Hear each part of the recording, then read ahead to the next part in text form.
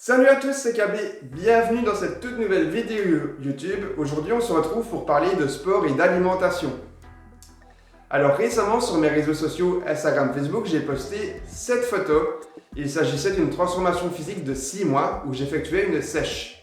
Alors il faut savoir qu'en juin 2022, j'étais à 96 kg avec quand même pas mal de gras.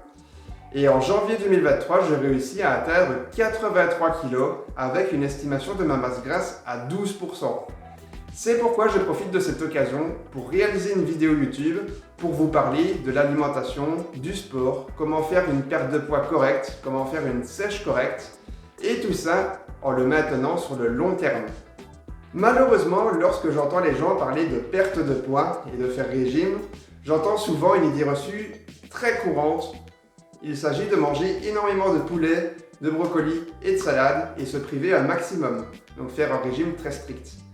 Alors cette idée, c'est purement une mauvaise idée, parce qu'un bon régime, c'est le régime que l'on peut tenir sur le long terme. Alors imaginez un régime où l'on se prive de tout pendant plusieurs années, c'est pour devenir fou. Se nourrir, ça doit rester un plaisir. Si on ne prend pas de plaisir en se nourrissant, ça ne sert à rien de commencer un régime. Si c'est pour perdre 10 kg en 2 mois, pour en reprendre 20 par la suite, ça ne sert à rien. Alors autant commencer sur des bonnes bases. C'est pourquoi cette vidéo YouTube est aujourd'hui présente sur YouTube, pour vous expliquer comment procéder au mieux pour commencer une perte de poids, une sèche. Alors évidemment, chaque personne est différente, il existe tout type de profil, et donc tout doit être adapté en fonction de chacun. Je vais ici vous parler de la sèche et de la perte de poids en général en fonction de mon vécu personnel, donc de l'expérience personnelle que j'ai faite pendant les 6 derniers mois. Alors la première question à se poser avant de vouloir commencer une sèche ou une perte de poids, c'est est-ce que c'est nécessaire, est-ce que c'est utile? La meilleure réponse que je puisse vous donner, c'est ça dépend. Comme je l'ai dit tout à l'heure, ça dépend de chaque profil, de chaque personne est différente. Si vous vous sentez bien dans votre corps, et que vous avez un IMC que l'on qualifie de normal, alors une perte de poids n'est pas essentielle, mais une sèche peut l'être pour perdre du gras et maintenir son volume musculaire. En revanche, si vous avez un IMC qui est supérieur à la norme, je vous conseille de faire une perte de poids. Alors pour calculer son IMC, c'est très simple.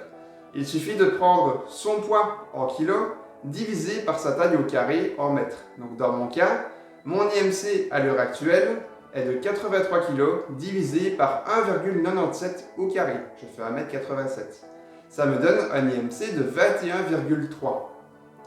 Par exemple, mon IMC en juin 2022 était très différent. Je faisais 96 kg avec beaucoup de gras. Donc mon IMC était de 96 divisé par 1,97 au carré, ce qui donnait 24,7. Donc j'étais presque en surpoids, sachant qu'un IMC que l'on qualifie de normal se situe entre 18,5 et 24,9. Au-delà de 24,9, on se situe en surpoids. Donc si vous ne sentez pas bien dans votre corps, je vous conseille une perte de poids, une sèche. Si votre IMC se situe au-delà de 24,9, je vous conseille également une perte de poids. Si vous avez un corps qui est en surpoids, et qui entraîne des problèmes de santé, des problèmes articulaires, des problèmes cardiovasculaires, je vous recommande très vivement une perte de poids également. Et nous allons voir aujourd'hui comment procéder. Alors restez bien jusqu'à la fin de la vidéo, car en fin de vidéo, je vous présenterai ma semaine type lors de mes entraînements. Donc je vous dirai ce que je travaille chaque jour dans une semaine type. Alors restez bien jusqu'à la fin. Deux cas de figure se présentent. Soit on a envie de faire une perte de poids, soit on a envie de procéder à une sèche. Les deux sont un peu similaires, mais assez différents tout de même. La sèche, imaginons, se situe dans un IMC que l'on qualifie de normal. Donc par exemple, c'était mon cas en juin 2022, j'avais un IMC de 24,7. Donc presque en surpoids, mais tout de même dans un IMC normal. Je savais que j'avais une masse musculaire que je voulais conserver, mais un taux de masse grasse que je voulais diminuer. Donc c'était une sèche qui s'imposait. Je devais diminuer ma masse grasse tout en conservant mon volume musculaire. La perte de poids, c'est lorsque l'on a un IMC qui dépasse 24,9, donc lorsque l'on est en surpoids ou plus étant l'obésité. Dans ce cas, on va procéder à une perte de poids. Les deux se travaillent de manière assez similaire, mais il y a certaines différences que je vais mettre en avant dans cette vidéo. Avant de poursuivre sur ces deux cas de figure, il faut que je vous parle de l'alimentation et des calories. Alors on va parler de balance énergétique. Donc si sur la journée, les dépenses énergétiques sont supérieures aux entrées énergétiques, on va avoir une perte de poids. Si les dépenses énergétiques sont égales aux entrées énergétiques, on va avoir un maintien du poids. Mais si les dépenses énergétiques sont inférieures aux entrées énergétiques, on va avoir une prise de poids. Alors les dépenses énergétiques, ça passe par quoi? Ça passe par la vie active. Est-ce qu'on est souvent debout la journée? Est-ce qu'on a un travail manuel? Est-ce qu'on doit porter de lourdes charges sur la journée? Est-ce qu'on a une activité sportive sur le côté? Etc. etc. Ça, ce sont les dépenses énergétiques. Mais dans les dépenses, il y a aussi le métabolisme de base. Le métabolisme de base, qu'est-ce que c'est? C'est la quantité d'énergie dont le corps a besoin pour assurer la survie de l'organisme. Imaginons que l'on passe une journée entière couché dans un lit, dans un fauteuil, etc. Le corps aurait besoin d'une certaine quantité d'énergie pour survivre, pour assurer la digestion, le fonctionnement des reins, le fonctionnement du cerveau, le fonctionnement du cœur, etc., etc. Donc les dépenses énergétiques, c'est le métabolisme de base plus les activités physiques sur la journée. Les entrées énergétiques, c'est l'alimentation, tout simplement. C'est pourquoi on doit compter les calories que l'on mange pour assurer une perte de poids, un maintien du poids ou une prise de poids. Parce que la prise de poids peut également être un objectif dans le cadre d'une prise de masse, donc la prise de muscle. Et là, la question que vous allez vous poser, c'est comment on fait pour calculer les dépenses énergétiques que l'on a sur la journée. J'y viens, c'est ce qu'on appelle le BEJ, les besoins énergétiques journaliers. Il y a beaucoup de calculateurs sur internet qui proposent de calculer gratuitement le BEJ de chaque personne en fonction de son âge, de sa taille, de son poids et de son activité physique. Il y a également des formules qui existent. Il suffit de taper calculateur besoins énergétiques journaliers sur internet et vous allez trouver tout de suite.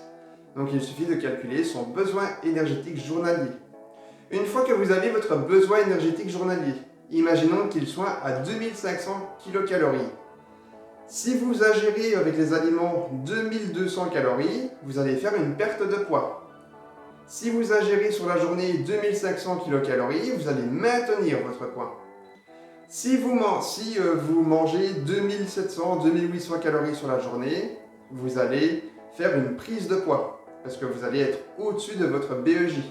Une perte de poids, on doit être en dessous de son BEJ et le maintien, on doit être égal à son BEJ. C'est comme ça que l'on peut déterminer facilement si on fait une perte de poids, un maintien du poids ou une prise de poids. Alors, on va reprendre le premier cas de figure maintenant, donc la perte de poids. On a son BEJ, imaginons il y a 2500, évidemment le BEJ n'est pas le même en fonction de tout le monde, on a tous un BEJ différent. S'il est à 2500, on va viser 2200 calories sur la journée.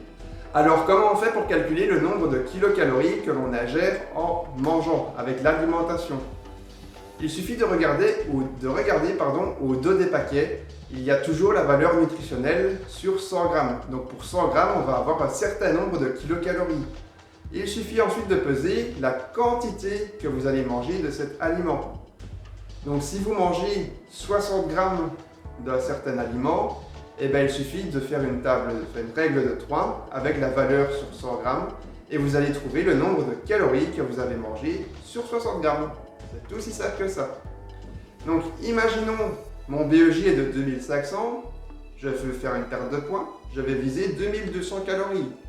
Si je mange 300 calories d'un aliment, il me reste donc 1900 calories à manger sur le reste de la journée. C'est comme ça qu'on fait, c'est comme ça qu'on calcule le nombre de calories que l'on ingère. D'ailleurs, pour vous aider à calculer le nombre de calories que vous mangez via l'alimentation, il y a une super application que je vous recommande qui est disponible sur le Play Store. Je ne sais pas si elle est disponible sur l'Apple Store, j'imagine que oui. Cela s'appelle MyFitnessPal, je vous mettrai le lien dans la description. Donc il suffit en fait de scanner l'aliment que l'on ingère avec l'application. Cela va vous mettre automatiquement le nombre de calories au 100 grammes. Vous encodez le nombre de grammes que vous mangez de cet aliment et il vous calculera d'office le nombre de calories que cela fait. Donc il n'y a pas besoin de calculer, il suffit de tout encoder dans l'application et ça va tout seul. Vous pouvez même mettre l'objectif, donc le nombre de calories que vous devez manger sur la journée. L'application va décompter tout seul le nombre de calories qu'il vous reste à manger sur la journée. Donc ça vous évite de devoir calculer tout avec la calculatrice du téléphone, de devoir tout noter à la main, etc. etc. On encode tout dans l'application, la quantité, etc. Et tout se calcule automatiquement. Donc c'est vachement plus facile, je vous recommande vivement cette application MyFitnessPal. Maintenant que l'on a pu parler de l'alimentation et de la balance calorique, on va parler de l'activité sportive, de l'activité physique. Alors on va reprendre les deux cas de figure. Le premier, c'était la perte de poids. Alors comment on fait pour perdre du poids et retrouver un IMC que l'on qualifie de normal? L'objectif premier pour faire une perte de poids, c'est de bouger. Pour perdre les kilos en trop, il faut bouger, ça c'est inévitable. Un régime seul peut provoquer une perte de poids, mais ça ne va pas être du tout tenable sur le long terme. Un régime trop strict, comme je l'ai expliqué tout à l'heure, n'est pas tenable sur le long terme. Et pour réussir une perte de poids sur le long terme, donc sur plusieurs années, il faut un régime dans lequel on se sent bien, dans lequel on ne se prive pas. Donc pour une perte de poids, il faut bouger, c'est obligatoire. Quelle que soit l'activité physique, quelle que soit l'activité sportive, il faut à tout prix réussir à faire un déficit calorique, comme je l'ai expliqué tout à l'heure, en associant cela avec une activité sportive de 2 à 3 fois par semaine. Évidemment, tout est adaptable en fonction de chacun. Quelqu'un qui est en état d'obésité avancée ne va pas commencer à aller courir 10 km dehors. Il faut y aller progressivement.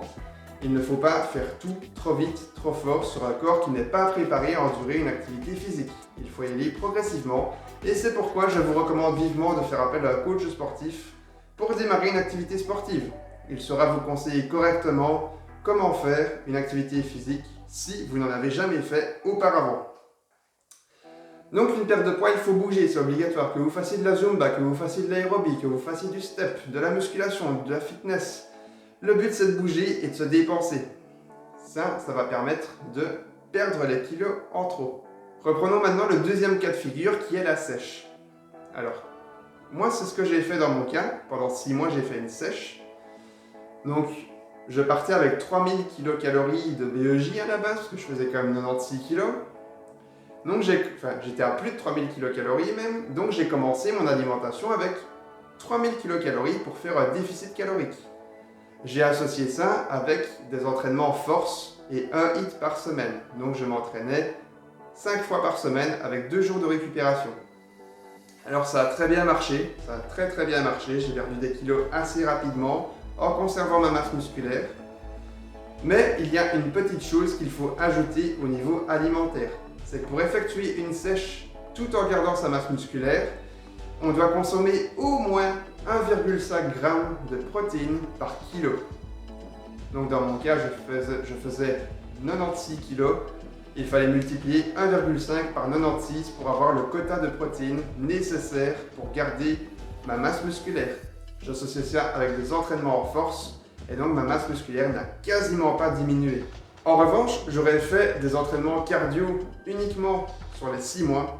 J'aurais fondu en gras et en muscles. C'est pourquoi il ne faut pas faire que du cardio, c'est très mauvais pour conserver sa masse musculaire. Et évidemment, ne me faites pas dire ce que je n'ai pas dit. Je n'ai pas dit que lors d'une perte de poids, on ne pouvait pas manger des protéines. Évidemment, il faut en manger. Je conseille même vivement d'avoir 1,5 g par kilo dans l'alimentation. Mais c'est d'autant plus important lors d'une sèche où l'on veut à tout prix conserver sa masse musculaire et perdre le gras que l'on a avec un IMC normal, que l'on qualifie de normal. Alors pour résumer, comment procéder pour effectuer une bonne perte de poids ou une bonne sèche?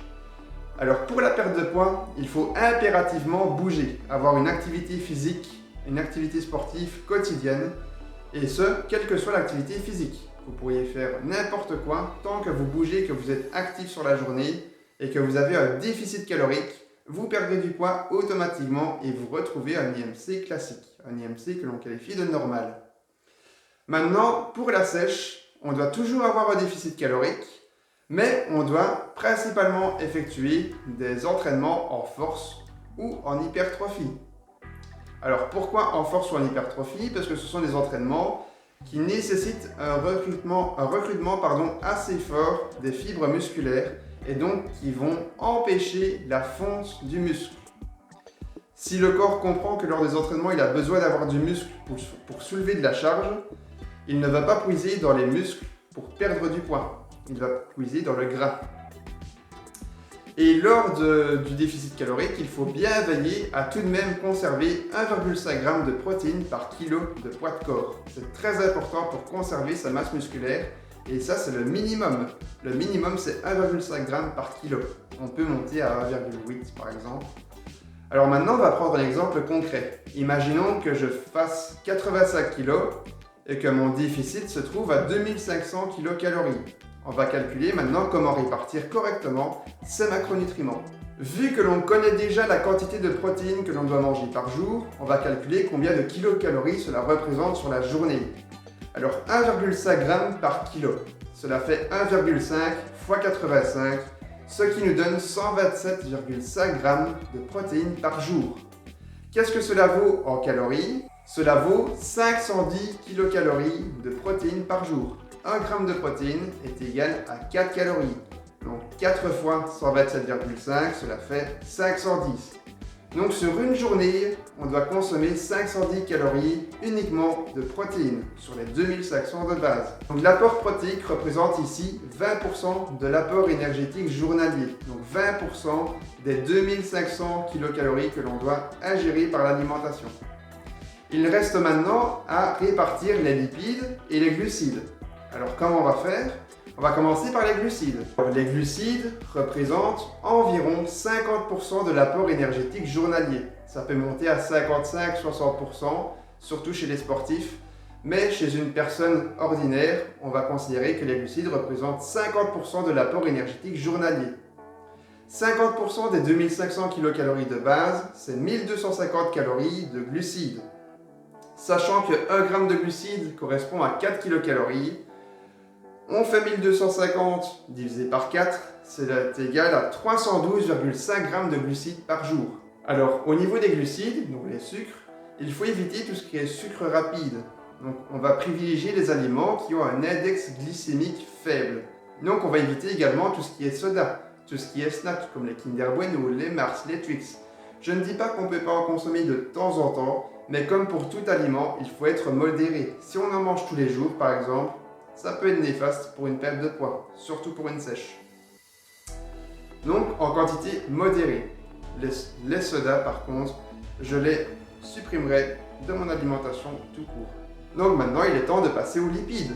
On sait qu'on doit manger 510 kilocalories de protéines, 1250 calories de glucides sur les 2500 de base. Donc si on fait 2500 moins 510 moins 1250, on obtient 740 kilocalories de lipides. Sachant que 1 g de lipides est égal à 9 kilocalories, on fait 740 divisé par 9 et on obtient 82 g de lipides. Alors les lipides, pour ceux qui ne savent pas, ce sont les graisses. Si on en mange trop, ils sont stockés dans l'organisme. Et quand c'est stocké dans l'organisme, ça veut dire que c'est stocké au niveau du ventre, au niveau des hanches, etc. C'est comme ça qu'on prend du gras. Donc il ne faut pas en consommer trop.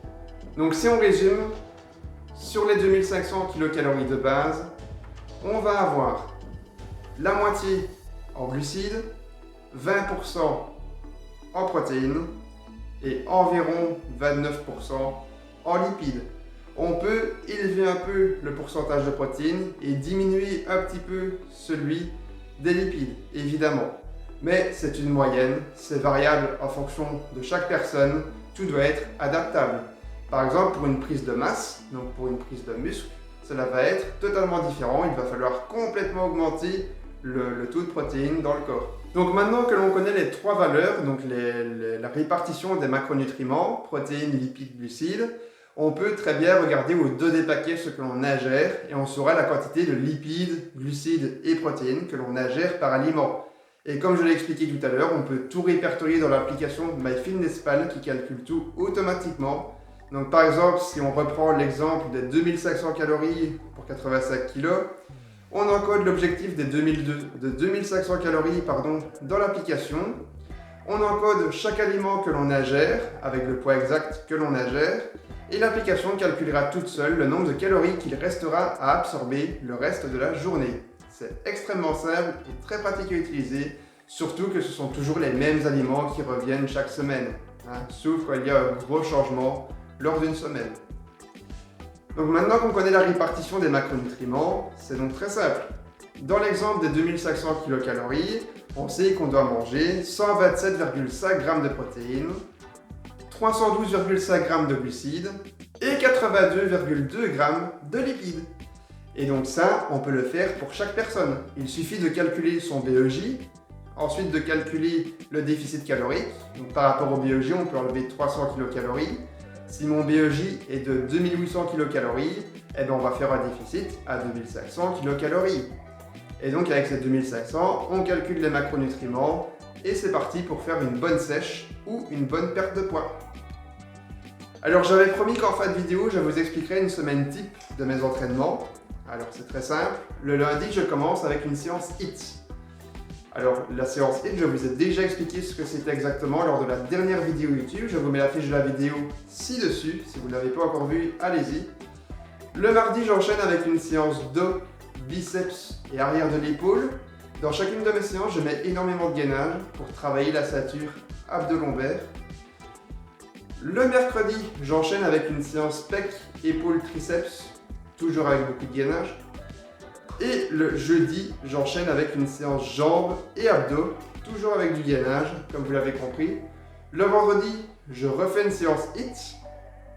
Alors à la base, je ne faisais pas 2 HIIT par semaine, j'ai vraiment commencé ça il y a 2 mois. À la base, je faisais un seul HIIT par semaine le lundi et le vendredi, je récupérais.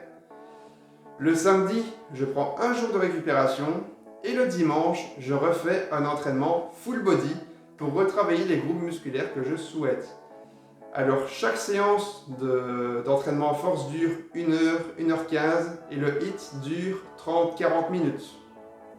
Je détaillerai plus précisément dans de futures vidéos le contenu de chacune de mes séances, sauf pour le HIIT puisque c'est déjà fait dans la dernière vidéo.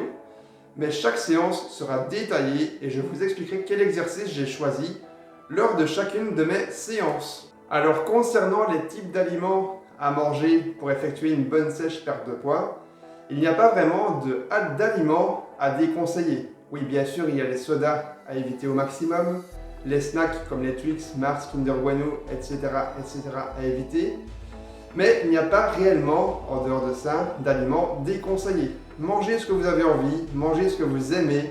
C'est ce qui va vous permettre de faire un régime sur le long terme et de perdre du poids sur le long terme et ainsi maintenir un poids correct, le poids qui vous convient plus tard. Si vous commencez à vous priver de tout et n'importe quoi, ça n'ira pas, à coup sûr. Vous allez perdre peut-être 10 kg au début, mais après 2 mois, vous allez craquer, vous allez vous jeter sur la nourriture que vous aimez et vous reprendrez peut-être même le double du poids que vous avez perdu. Alors franchement, faites-vous plaisir, soyez gourmand tout en étant en déficit calorique et vous verrez que tout se passera pour le mieux. C'est ce que j'ai fait pendant 6 mois. Je n'ai pas forcément regardé à ce que je mangeais, mais j'étais en déficit calorique tout le temps. J'ai travaillé en force dans mes entraînements, j'ai fait un peu de cardio avec le HIIT et finalement j'ai obtenu le corps que je voulais. En ce moment, je suis en période de maintien de mon poids, donc j'ai élevé un petit peu mes calories pour ne plus être en déficit. Donc mon BEJ est égal à mon apport énergétique journalier, ce qui fait que je maintiens mon poids. Je continue à travailler en force, je continue à manger des protéines. D'ailleurs, si vous n'arrivez pas à avoir le quota suffisant de protéines, je vous conseille de prendre des compléments alimentaires en poudre. Donc ça s'appelle de la whey. Moi par exemple, je prends la marque Bulk. Donc dans 30 grammes, dans une dose de 30 grammes, on retrouve 22 grammes de protéines. Je prends 2 doses par jour et comme ça, je suis sûr et certain d'atteindre mon quota protéique journalier. Donc contrairement à ce que beaucoup de personnes pensent, prendre de la protéine en poudre, ce n'est pas se doper. C'est juste avoir un complément quand on ne peut pas avoir la quantité suffisante via l'alimentation classique. Donc c'est tout à fait accepté de prendre de la protéine en poudre. C'est ce que je fais et je me porte très bien. En plus, il y a plein de goûts différents. Franchement, c'est idéal pour faire des petits shakers avec des goûts que l'on aime. Donc concernant l'alimentation, ne vous privez surtout pas. Faites-vous plaisir. Si vous avez d'une pâte bolo, faites une pâte bolo. Si vous avez envie d'une lasagne, faites une lasagne.